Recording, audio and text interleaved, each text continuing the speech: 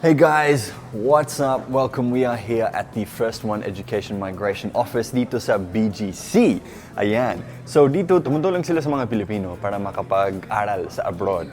So para makapag-study sa university, makakuha ng Australian recognized na degree or master's degree or kahit PhD.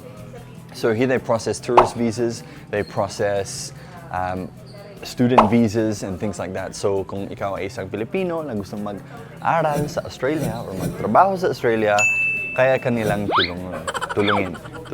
Kaya kanilang tulungan. Ayan. So, punta pa kayo dito sa BGC, bagong-bago pa lang yung office nila. Since 2017, ang company na to.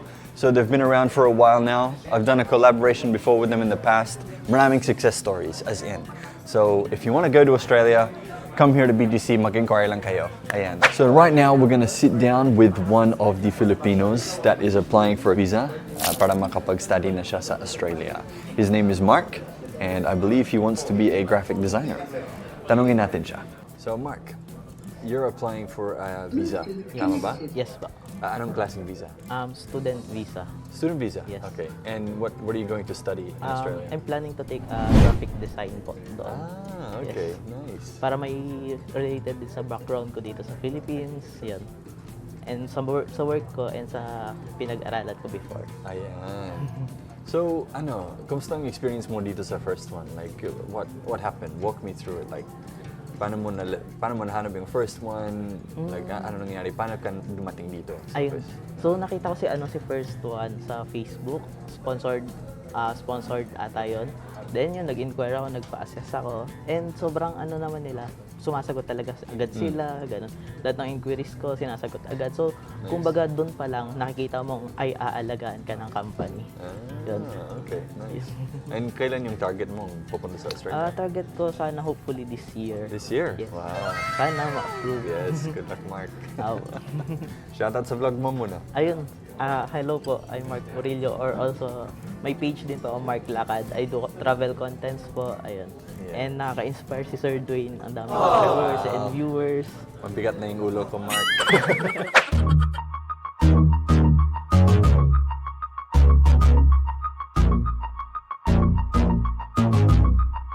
Special guest, as you can see, we have a kangaroo all the way from Australia.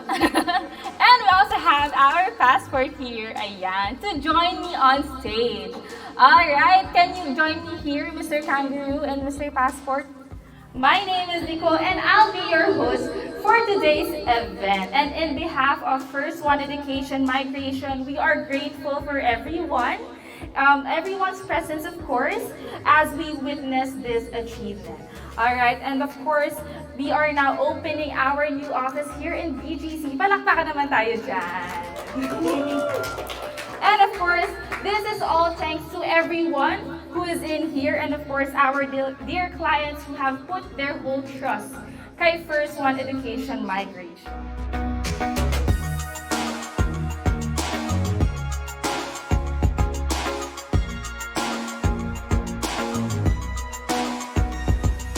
First One Education Migration's grand opening, why don't we do some of our traditional ceremonies, no? So, I may have to call again our heads all the way from Australia again, Sir Jerry, of course, and Sir Alex, and of course, our CEO, Sir David Brad, here on stage. So, may we now cut the ribbon!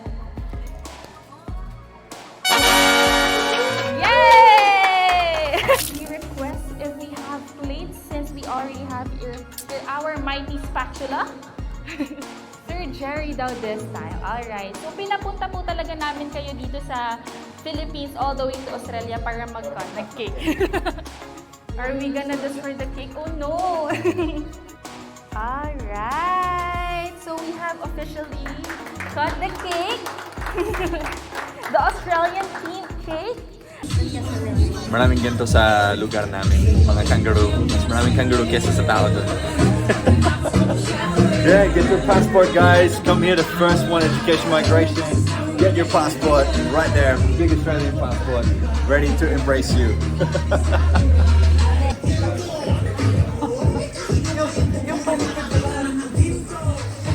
Naging zombie. ba? Alright guys, kasama ko ngayon si Jerry. Isa siya sa mga... ano palang role niyo dito, Jerry?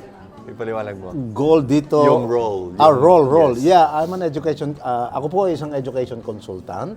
At ako ang nagbibigay ng kung paano ang pathway ng isang aplikante papuntang Australia. Okay, mga visas actually. Yes.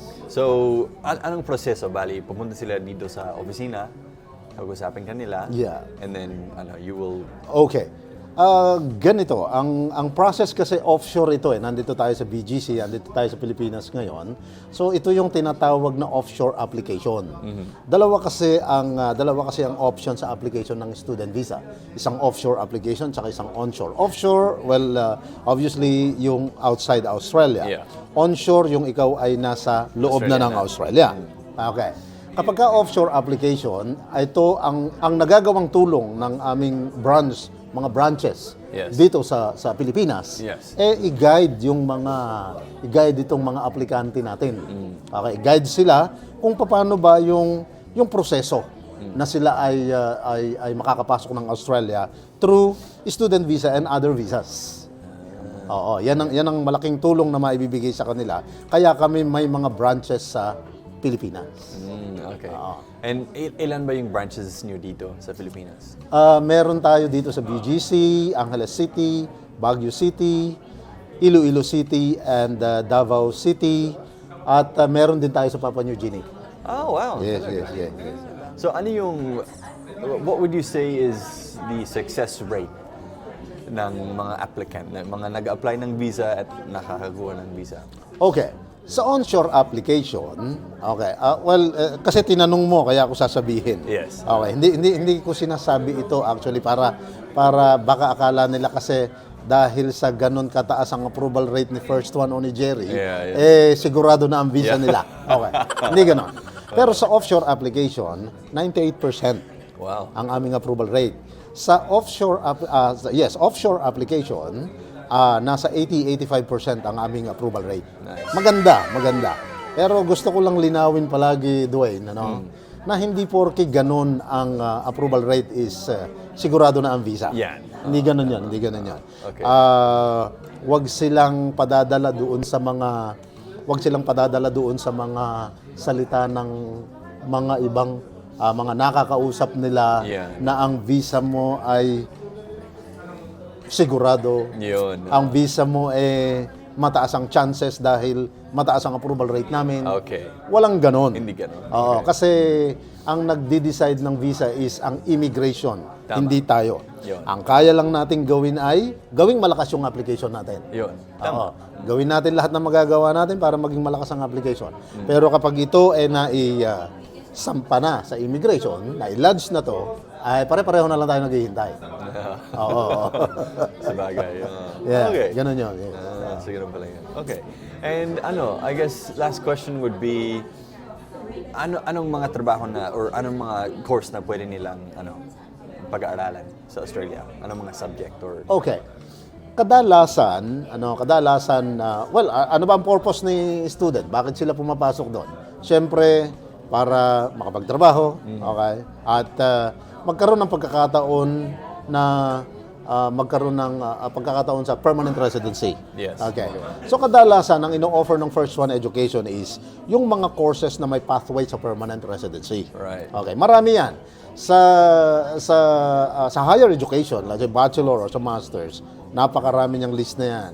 Number 1 na nursing, teaching, mga teacher, medical technologist, engineering, social worker, marami.